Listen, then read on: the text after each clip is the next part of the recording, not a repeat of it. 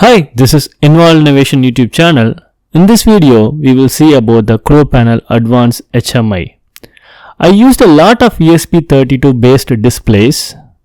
I posted some in this channel as well. This CrowPanel is one of the very interesting ESP32 based HMI screen display because this can able to accomplish a lot of things.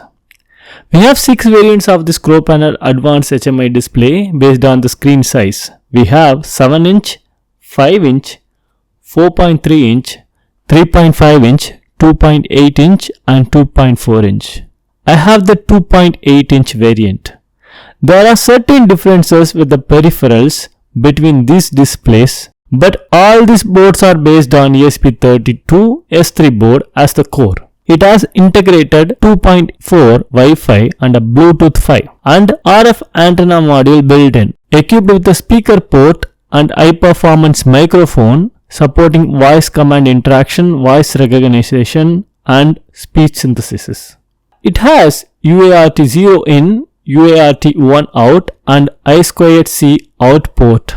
And you have the SD card slot, you have the USB C OTG which enables us to switching between the host and device role and also has boot and reset button. Then it also has the UART-C to burn the code. And one of the very important and interesting thing in this CrowPanel Advanced is the motherboard has replaceable wireless communication module. So you can swap your wireless communication module with Zigbee, LoRa, NF2401, Matter, Thread, Wi-Fi 6, Wi-Fi Halo and Meshtastic. It is a 3-part video series. In this video, you will learn how to set up the development environment and upload the code to the CrowPanel Advanced. In the next video, we will see how to design the UI and power the LED and change the images in the screen based on the button clicked. And in the third video, you will learn how to create an audio recorder by utilizing the inbuilt microphone and saving the recording to the SD card. Now we will start by setting up the development environment. First, we will install the Arduino IDE. To download the Arduino IDE, search Arduino IDE in Google and open first link arduino.cc/software website. Here you can able to download Arduino IDE. Select the operating system of your choice. I am selecting Windows 10 or newest 64-bit. Here I need to install it in Windows 11. And now go to the download section, click download. This will automatically start the download process. Navigate to the place where you have downloaded the IDE. Right click and run as administrator and click I agree, and you can select all users and select the folder of your choice. Now run Arduino IDE. We have installed the Arduino IDE. Now we will start with the board installation. Now open File and select Preferences. In the Additional Boards Manager, enter the URI https expressif github.io arduino-esp32 package _esp32 index.json. You can find this link in the description. Select Tools, Board and Board Manager. Here search ESP32 in the board and then select ESP32 and the version is 3.02 version. Then click Install. This will start the installation. Once the installation is complete, we need to navigate to the folder where the ESP32 boards are installed.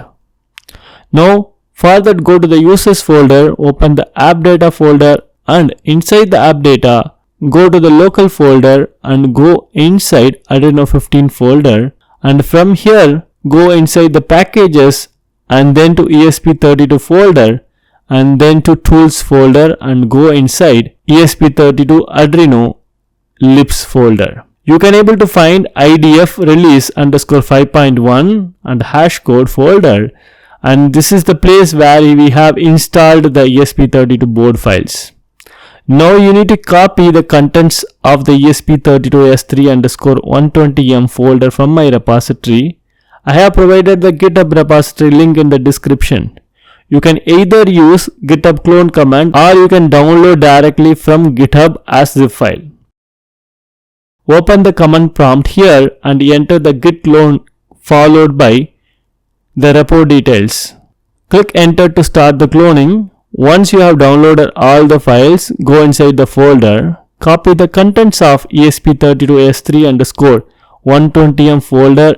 It has ESP32S3 folder, package.json file, tools.json file and versions.txt file, and replace it in the board installation folder where we have navigated earlier. Now we need to copy and place the contents of this libraries folder from the GitHub repository to the Arduino IDE libraries folder.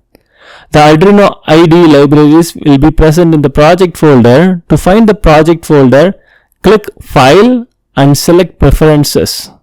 Here you can able to find the sketchbook location. In my case, I have set this sketchbook location to C Arduino folder. Now we haven't installed any library, so there won't be any libraries folder.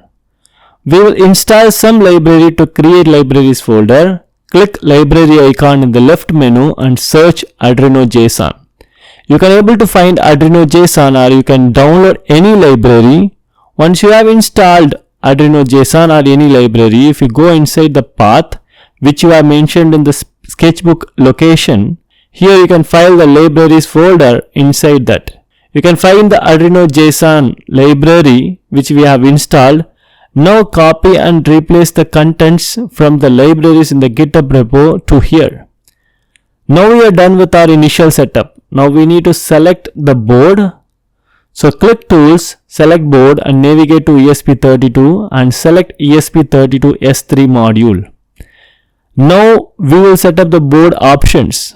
Set USB CDC on boot to disabled, CPU frequency to 240 MHz, core debug level to none, USB DFU on boot disabled, erase all flash before sketch upload to disabled, event run to core 1 and flash mode to QIO 18 MHz. Most of this will be same in your case as well, but change the flash size to 16 MB and JTAG adapter to disabled, and Arduino runs on core 1, USB firmware MSC on boot disabled, and change the partition scheme to huge app. This might not be the same in your case, so make sure you are changing the partition scheme to huge app, and change the PSRAM OP1 PSRAM upload mode to UART0/hardware CDC and upload speed to 921600 and USB mode to hardware CDC and JTAG and ZigBee mode to disabled. Now we are done with our setup. To test if we can able to upload the code to the CrowPanel Advanced, create a new sketch and copy the code from the basic folder from a repo. This is a very simple code which does print tree emoji in a triangle pattern in the serial monitor.